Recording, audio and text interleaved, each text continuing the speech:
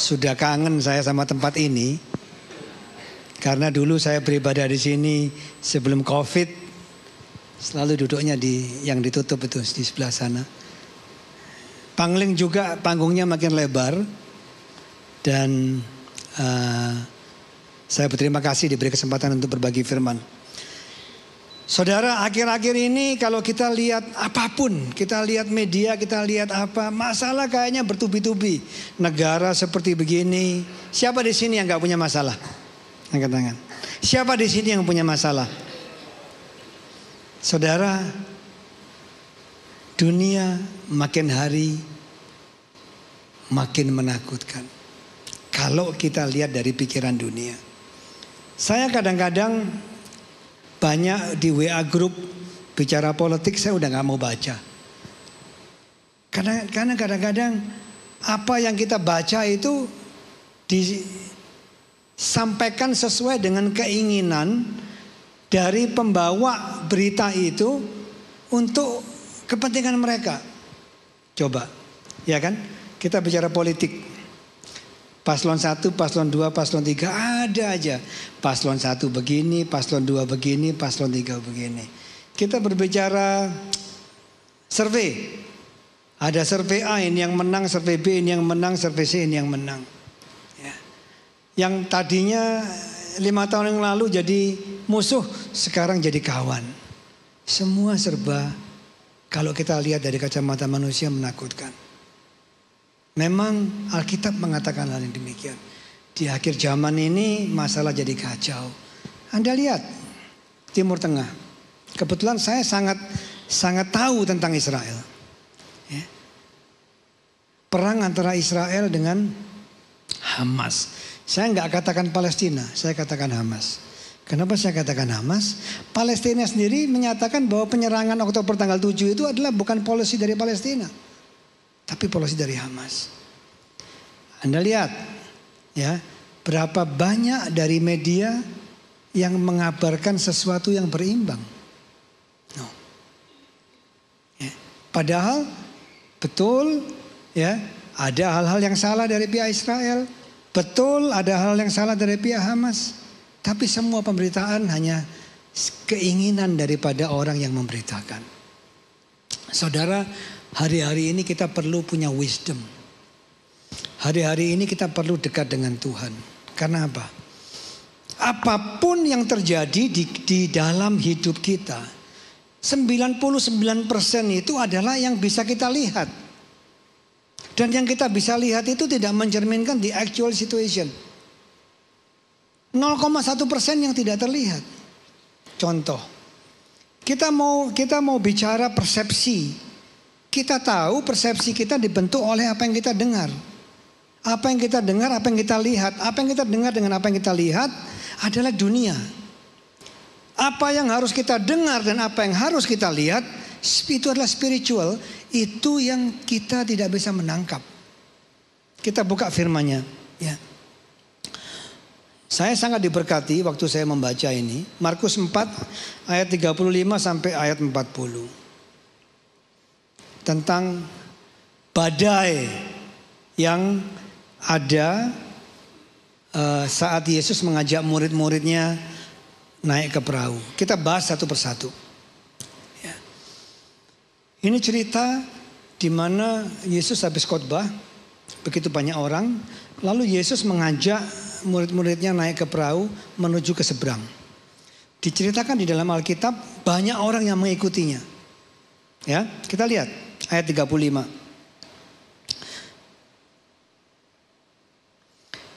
Pada hari itu, waktu hari sudah petang, Yesus berkata kepada mereka, marilah kita bertolak ke seberang. Kita berhenti di sini. Yesus bilang, marilah kita bertolak ke seberang. Ada satu hal terpenting yang saya dapat waktu saya membaca firman ini. Fakta bahwa murid Yesus akhirnya naik ke perahu, itu bukan keinginan dia. Itu adalah keinginan Tuhan. Kehendak Tuhan. Tuhan yang ngajak. Oke. Jadi Tuhan bilang, Ayo ikut saya naik perahu. Saudara, betapa dalamnya arti rohani dari ini. Di sini diberitakan bahwa murid-murid itu diajak oleh Tuhan. Murid-murid itu mendengar Tuhan. Murid-murid itu mau dibawa Tuhan ke seberang. Saudara, bagaimana dengan kita? Apakah kita bisa mendengar suara Tuhan? Apakah kita tahu apa yang Tuhan mau untuk kita lakukan? Zaman dulu enak. Ada Yesus berbicara langsung. Zaman perjanjian lama ada Allah berbicara langsung. Dalam perjanjian lama ada Allah menggunakan nabi-nabi ya, untuk menyampaikan pesan Allah secara tepat. Bagaimana dengan sekarang? Apakah kita bisa mendengar apa yang Tuhan mau dalam hidup kita? Apakah kita punya upaya untuk mendengar apa yang Tuhan mau di dalam hidup kita? Kalau kita tidak tahu, kalau kita tidak mendengar, kalau kita tidak berupaya untuk mencari Tuhan, Tuhan bilang, carilah aku maka kamu akan mendapatkan.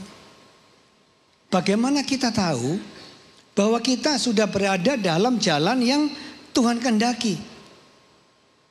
Zaman dulu enak, ya, semua dipimpin oleh Tuhan. Musa jelas sekali Allah berbicara langsung.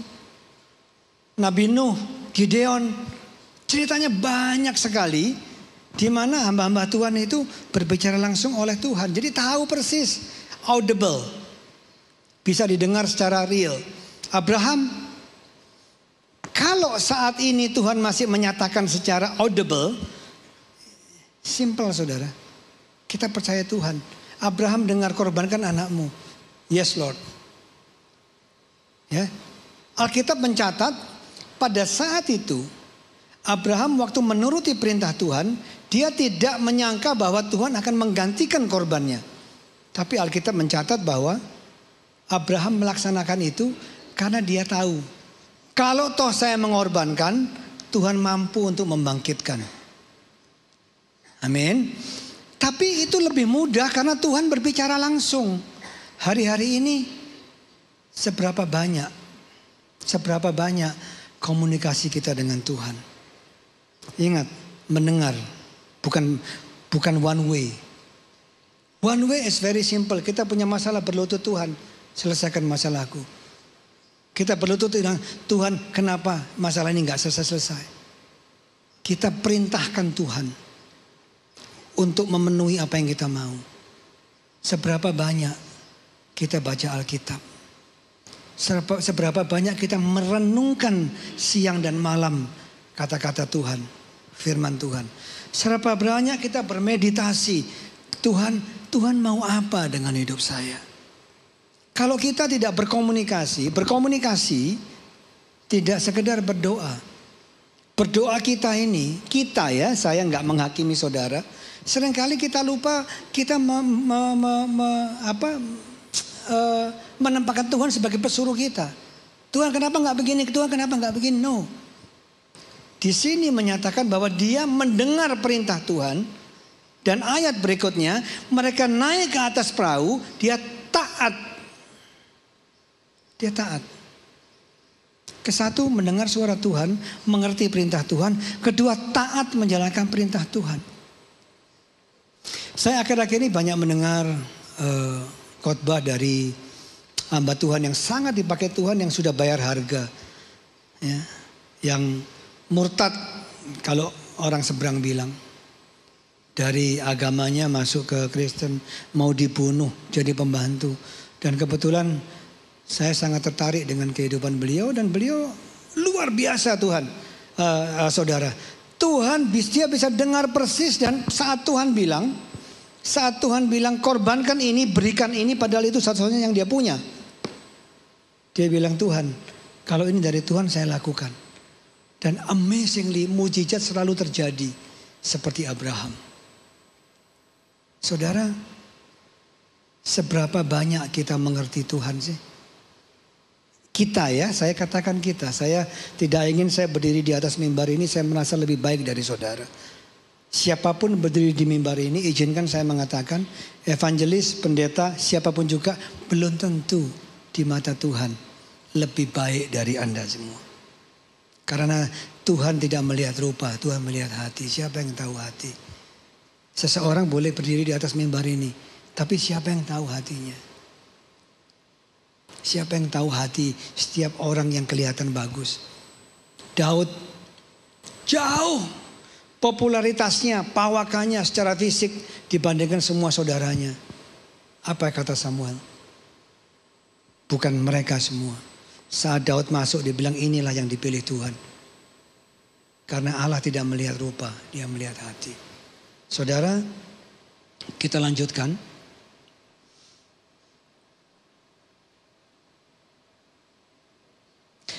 Ayat 36. Mereka meninggalkan orang banyak itu lalu bertolak dan membawa Yesus beserta dengan mereka di dalam perahu itu. Ketiga.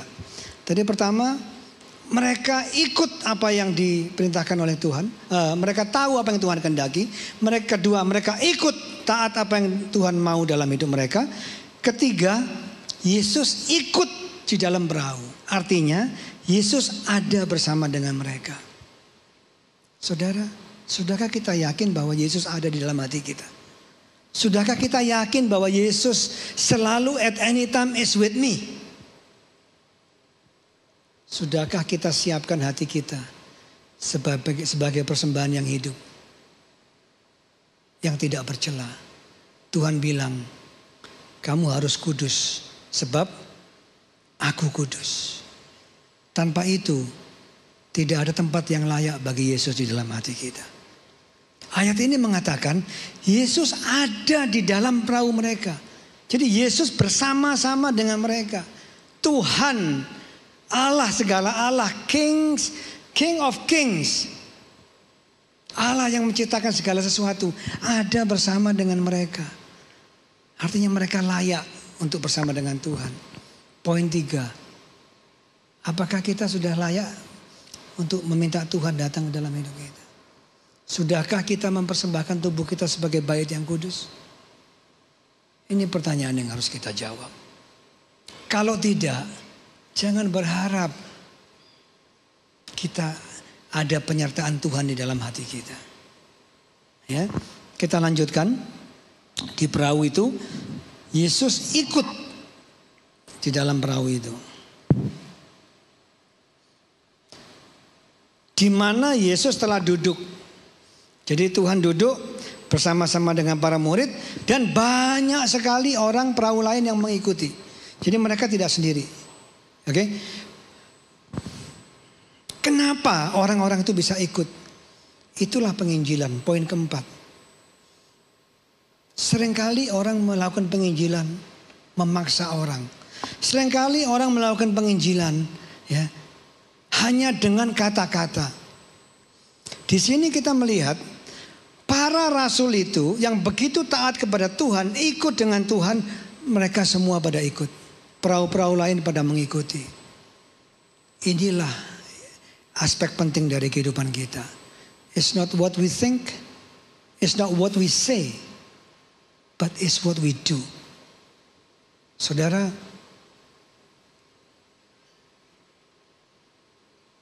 ada cerita tentang lagu Christ is Enough for Me. Saya nggak tahu Anda semua sudah pernah dengar cerita ini apa enggak. Ini menggambarkan tentang satu keluarga yang dipersekusi di India. Keluarga ini diancam mau dibunuh kalau dia tidak menolak Yesus. Jadi kepala keluarganya dikumpulkan dengan semua anggota keluarga. Mulai dari anaknya. Kalau kamu tidak menolak Yesus, anak kamu aku bunuh. Dia bilang tidak ada satupun yang bisa memisahkan aku dengan Yesus. Bam. Anaknya dibunuh. Satu persatu. Anak kedua, anak ketiga dan seterusnya. Tinggal mereka berdua. Istrinya, dia tanya lagi. Kalau kamu tolak Yesus, kalian berdua akan dibebaskan. Dia bilang sekali lagi. Tidak ada satupun yang bisa memisahkan aku dengan Yesus. Bam, selesai, tinggal dia sendiri. Jadi ini persekusi yang bukan main-main, bukan hanya mengancam. Orang ketiga, kepala keluarga. Kamu tinggal sendiri, kami tidak main-main. Kalau kamu tolak Yesus, kamu saya biarkan pergi, kamu bisa hidup. Dia bilang, sekali lagi, tidak ada sesuatu pun yang bisa memisahkan aku dari kasih karunia Yesus. Bam, hilang. Saudara, dia katakan, I have decided to follow Jesus. No turning back. No turning back. Tidak ada satupun yang membuat saya berbalik apapun itu. Saudara, cerita itu menjadi cerita yang luar biasa di desa itu. Sampai seluruh desa akhirnya bertobat. Dia tanya, Yesus itu siapa? Kok sampai ada orang yang demikian semua keluarganya dipersekusi masih bilang, I have decided. Aku sudah putuskan untuk ikuti Yesus. No turning back. Enggak ada jalan kembali. Saudara, orang ini bukan penceramah. Orang ini bukan pendeta. Orang ini bukan evangelis. Dia cuma bilang, dia saksikan melalui kehidupannya yang nyata. I have decided to follow Jesus. No turning back. Sekalipun dia mati. Karena dia tahu hidup adalah Kristus. Mati adalah keuntungan. Saudara, ini yang dilakukan oleh para rasul. Begitu banyak orang mengikuti karena mereka melihat nyata bagaimana hidup mereka berubah. Bagaimana dengan kita? Sebagian besar dari Anda dan saya pasti sudah lama bertobat. Apalagi yang memang dari dulunya memang Kristen. Tapi pertanyaannya, adakah perubahan dalam hidup kita yang bisa merubah orang? Apakah kita sudah melakukan penginjilan dalam arti yang sebenarnya? Dalam arti menunjukkan kualitas hidup kita berbeda dengan orang yang tidak di dalam Kristus. Berikutnya.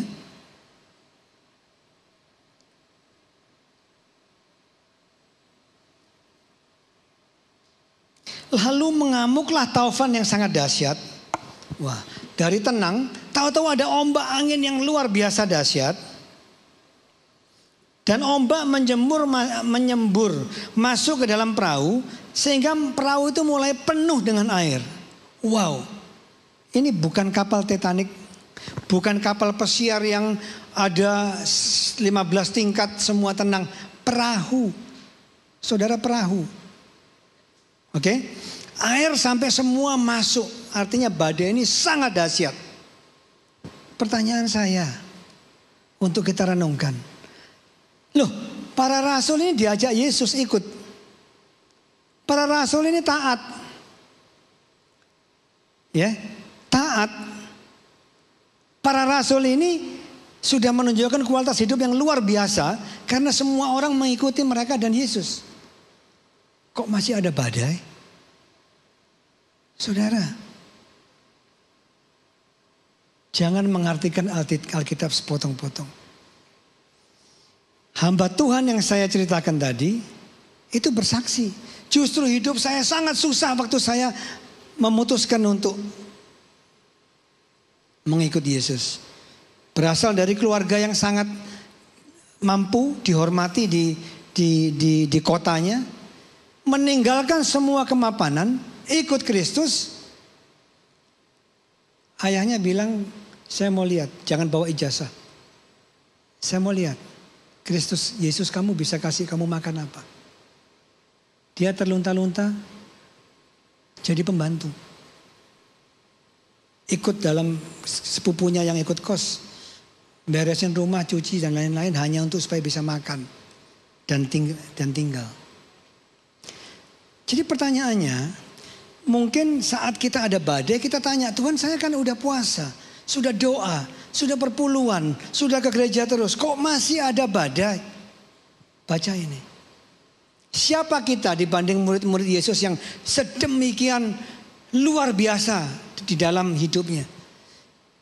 Siapa kita dibandingkan Petrus, dibandingkan semua ya orang-orang yang begitu besar kontribusinya terhadap penyebaran agama, penyebaran ajaran Kristus. Saudara, toh mereka masih mengalami badai. Ikut Kristus bukan menjamin tidak ada badai. Ikut Kristus tidak menjamin bahwa hidup kita lempeng-lempeng terus. No. Ikut Kristus adalah ikut kehendak Kristus. Ya, demikian juga dengan para murid ini. Kok ada badai? Mungkin kalau kita ada di situ kita bilang, Tuhan, saya ini sudah kurang apa? Kan Tuhan bilang tinggalkan semua harta bendamu dan ikutlah aku. Murid-murid ini sudah tinggalkan semua. Aku udah tinggalkan semua duniawi. Kok masih ada badai? Ya. Berikutnya, sampai air masuk semua, kemasukan air. Berikutnya pada waktu itu Yesus sedang tidur di buritan. Saudara, masuk akal nggak? Perahu kecil terombang-ambing, air masuk, Yesusnya tidur. Masuk akal nggak? No. Saya tidak percaya Yesus tidur. Yesus digambarkan tidur. Yesus pura-pura tidur. Pasti. Karena nggak masuk akal. Ada orang air masuk semua terombang-ambing masih lelap tidur. It's impossible. Sangat tidak mungkin. Saya mengartikan bahwa Yesus di mata murid-muridnya tertidur. Saya yakin Yesus mau lihat sebagaimana iman kamu. Saudara, seringkali Tuhan membiarkan masalah terjadi dalam hidup kita. Seringkali Tuhan memang mau lihat reaksi kita bagaimana. Lazarus masih ingat? Maria sama Marta bilang apa ke Yesus? Lazarus yang engkau kasihi sakit keras. Yesus langsung sembuhkan? Enggak. Yesus jalan terus saja cuek. 2 hari kemudian baru balik. Berapa hari kemudian? 2 atau 4 hari. Baru balik. Lazarus sudah mati. Kenapa Yesus saat itu nggak langsung sembuhkan dia? Ada waktu-waktu di mana Tuhan membiarkan masalah terjadi. Bukan Tuhan jahat. Kalau Tuhan, ya, saya mencoba untuk mengambil kesimpulan. Anak-anak Tuhan, Anda semua pasti anak-anak Tuhan yang disayang Tuhan. Kalau mengalami masalah dan Tuhan membiarkan itu terjadi, ya, pasti ada tujuan Tuhan. Lazarus bilang ini sudah bau. Waktu Yesus bilang buka, zaman dulu kuburan tuh bukan digali, taruh di gua terus ada kayak batu besar ditutup. Tuhan bilang buka. Lalu saudaranya bilang sudah 4 hari, bau itu. Tuhan bilang enggak, dia cuma tidur. Suruh buka, Tuhan bilang Lazarus bangunlah. Bangun. Kalau Tuhan sengaja membiarkan masalah ada dalam hidup kita, ada 3 kemungkinan yang saya belajar. 1, mungkin ada sesuatu yang Tuhan mau koreksi di dalam hidup kita. Mungkin ada sesuatu yang Tuhan mau sedang berbicara, ya, untuk mengkoreksi yang ada di hidup kita. Kedua, mungkin Tuhan justru sayang sama kita. Maka yang kita doakan tidak terjadi karena untuk menghindari sesuatu yang lebih buruk. Contoh, saya pernah mendengar cerita. Ada orang mau pergi naik pesawat untuk satu business meeting yang sangat penting. Ya, ternyata traffic jam luar biasa, macet. Ketinggalan pesawat, dia kehilangan bisnis yang sangat besar. 3 jam kemudian dia mendengar berita pesawatnya kecelakaan. Bisa terjadi? Bisa terjadi. Karena Tuhan sangat mengasihi kita.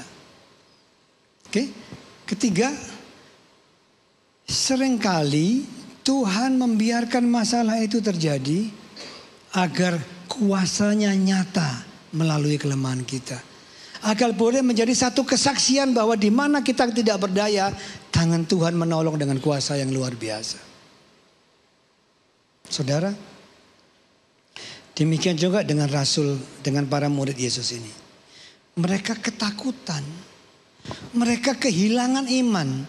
Yesus ada di tempat itu, apakah mungkin mereka celaka? Nggak mungkin. Mereka goyang karena apa yang mereka lihat. Malam hari ini Tuhan berpesan kepada kita semua, saudara dan saya. Jangan lihat masalahmu yang besar, tapi lihat Tuhanmu yang lebih besar. Jangan tergantung, terombang-ambing oleh keadaan. Stay fokus, bilang Tuhan aku percaya. Kemanapun Tuhan bawa, aku akan percaya dan aku akan taat. Ketakutan adalah dari iblis, saudara. Ketakutan bukan dari Tuhan. Murid-murid yang sudah luar biasa ini pun takut. Ayat berikutnya mengatakan, maka muridnya membangunkan dia. Dibangunkan, padahal sudah bangun. Guru, engkau tidak peduli kalau kita binasa. Coba bayangkan. Orang yang sudah mengalami mujizat Tuhan. Orang-orang yang sudah mengalami kuasa Tuhan. Orang-orang yang sudah melihat orang mati dibangkitkan, orang buta dicelikkan, wanita pendarahan disembuhkan, tuli mendengar. Orang-orang yang sudah melihat begitu banyak mujizat Tuhan. Masih takut, masih ragu. Masih tanya Tuhan nggak peduli kalau kita mati. Dan Tuhan ada di situ pada saat itu. Saudara, saya membaca ayat ini saya sangat diberkati. Gak usah, bukannya kita gak berusaha. Tuhan kasih kita otak, Tuhan kasih kita intelligence. Kita harus berusaha dengan apa yang Tuhan berikan. Tapi jangan gentar. Apa yang tidak bisa kita handle, bawa ke tangan Tuhan. Tuhan, inilah masalahku. I've done my best. Please, you take care of the rest. Tuhan, aku udah melakukan yang terbaik yang aku bisa. Selebihnya aku gak tahu. Please, you take care of the rest. Inilah tubuh, jiwa, dan rohku kupersembahkan dalam tangan. Seringkali itu kita dikecohkan oleh persepsi-persepsi keadaan yang bisa kita lihat. Memang tidak mudah, saudara. Yang kita lihat menakutkan. Yang kita imani tidak kelihatan. Tapi percayalah. Roma 8 ayat 28 mengatakan apa? Allah turut bekerja dalam segala hal. Bukan hal yang baik. Segala hal. Untuk mendatangkan kebaikan bagi mereka yang mengasihinya. Saudara. Kita semua anak-anak Tuhan yang mengasihi Tuhan. We have to believe. Kita harus percaya sampai kapanpun juga. Seperti ceritanya tadi. I have decided to follow Jesus, no turning back. Gak akan cari dukun. Gak akan cari tukang ramal. Ya. Percayalah. Gak usah cari-cari pendeta, doakan saya, Pak. No. Fungsi pendeta adalah untuk mempertemukan Anda dengan Tuhan. Anda punya jalur tol. Kalau Anda mendengar pendeta, Anda dikuatkan, itu sangat bagus. Tapi banyak orang yang sangat keliru. Pendeta mana-mana dipanggilin untuk mendoakan. No. Wanita pendarahan disembuhkan bukan karena doa siapapun juga. Wanita pendarahan disembuhkan karena Yesus bilang, imanmu sudah menyembuhkan engkau. Iman. Hanya butuh satu kata iman. Untuk kita mengundang Tuhan ikut beracara di dalam hidup kita. Berikutnya, Tuhan bangun. Mungkin waktu dia bilang, saya ada di sini, kamu masih takut. Tuhan bangkit dan bilang, diam, tenanglah. At that very moment, pada saat itu juga, badai berhenti. Lalu Tuhan bilang gini, lalu angin itu reda, ayat 39, dan danau itu menjadi teduh sekali. Lalu Tuhan berkata kepada mereka, mengapa kamu begitu takut? Tidakkah, mengapa kamu tidak percaya?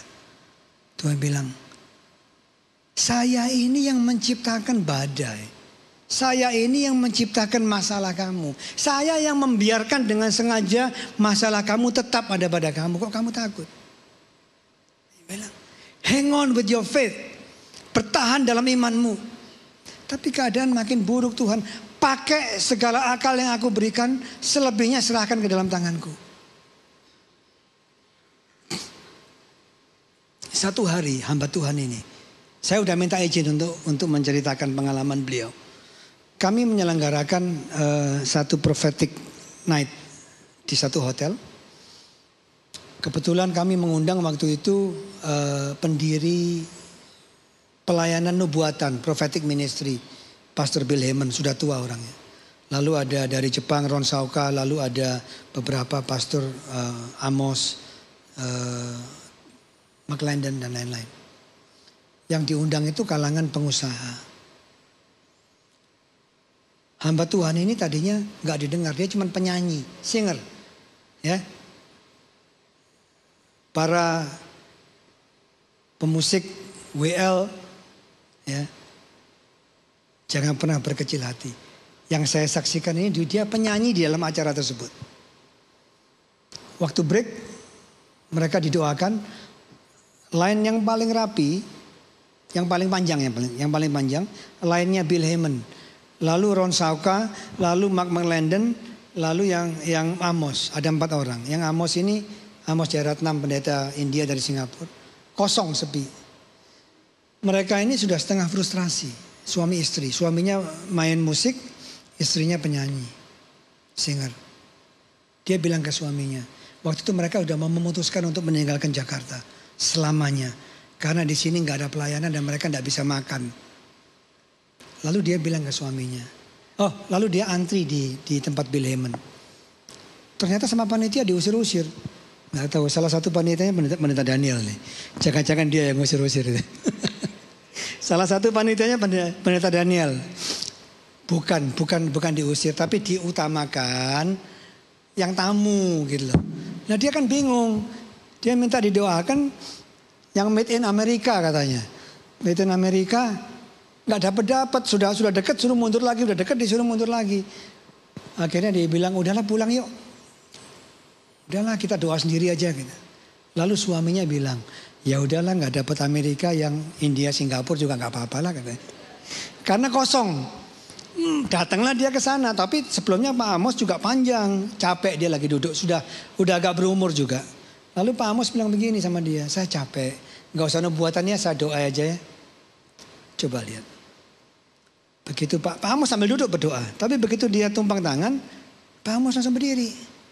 Ada pesan Tuhan yang sangat kuat, dia bilang, jangan mundur, tetap Tuhan akan pakai kamu di kota ini. Kaget dia. Saudara, siapa yang ngomong itu? Siapa yang mempertemukan dia dengan Pak Amos? Tuhan bisa pakai siapa saja. Siapa saja. Ya. Terbukti ya, dia maunya yang made in Amerika, dapat yang made in Singapura. Tapi Tuhan berbicara melalui dia. Tuhan bisa berbicara melalui suami istri kamu, orang tua kamu, bahkan anak-anak kamu. Tuhan bisa berbicara melalui siapa saja. Tuhan hanya berpesan, jangan takut. Jangan lihat betapa besar masalahmu, tapi lihat betapa besar Allahmu. Karena di mata Tuhan, semua masalah itu kecil. Jadi to close the sermon, saya terpanggil untuk mengingatkan. Apapun masalah yang kita hadapi. Saya pun punya masalah, saudara. Sebagian dari Anda mungkin tahu sesuatu story yang dibalik-balik. Saya pun punya masalah. Saya cuma bilang, Tuhan engkau hakim yang adil. Satu, peka, bina hubungan dengan Tuhan. Adakan worship, ya, merenung, meditasi dengan Tuhan. Baca Alkitab, jangan sampai enggak. Alkitab itu adalah sumber daripada segala pengetahuan yang Tuhan ajarkan. dalam hidup. Gak main-main loh. Teori manajemen siapa yang pertama kali ajarkan? Siapa? Mertua Musa. Karena Musa setengah mati, dia bilang, loh kamu kok tangani semua sendiri? Dia bilang, hire 1, di bawahnya ada 10, bawahnya ada 100, bawahnya ada 1000. Itu teori manajemen. Bahkan bisnis pun Tuhan ajarkan. Ya, dengar suara Tuhan. Taat akan Tuhan. Taat akan Tuhan. Tuhan kalau kita udah dengar Tuhan ngomong apa, taat. 3, undang Tuhan dalam hati kita. Bersihkan. Pikiran gak boleh kotor. Kata-kata gak boleh kotor. Perbuatan gak boleh kotor. Hati gak boleh kotor. Tuhan bilang ampuni, ampuni. Betul-betul ampuni. Pembalasan haknya Tuhan. Gak gampang mengampuni orang, saudara. Tapi kalau Tuhan bilang lakukan, lakukan. Undang Tuhan dalam hati kita. 4, understand bahwa ikut Tuhan tidak berarti kita bebas dari masalah. Terima itu sebagai sesuatu yang Tuhan izinkan dalam hidup kita. Terima. 5, jangan lihat masalahnya. Karena masalah itu kecil di mata Tuhan. Lihat Tuhannya, lihat Allahnya. Jangan lihat masalahnya. Jangan ragu. Pegang iman kuat-kuat. 12 tahun wanita itu kemana-mana uangnya habis. Tidak punya apa-apa lagi. Dia bilang asal aku jamah saja jubahnya, aku akan sembuh. Abraham tahu bahwa Tuhan tidak pernah meninggalkan orang yang setia. Disuruh korbankan anaknya yang udah bertahun-tahun dia tungguin. Dia korbankan. Dengan asumsi kalau toh saya bunuh, Tuhan akan bangkitkan lagi. Iman, saudara. Itu pesan Tuhan yang saya terima hari ini. Kita semua punya masalah. Jangan takut, jangan gentar. Maju bersama dengan Tuhan. I have decided to follow Jesus. No turning back.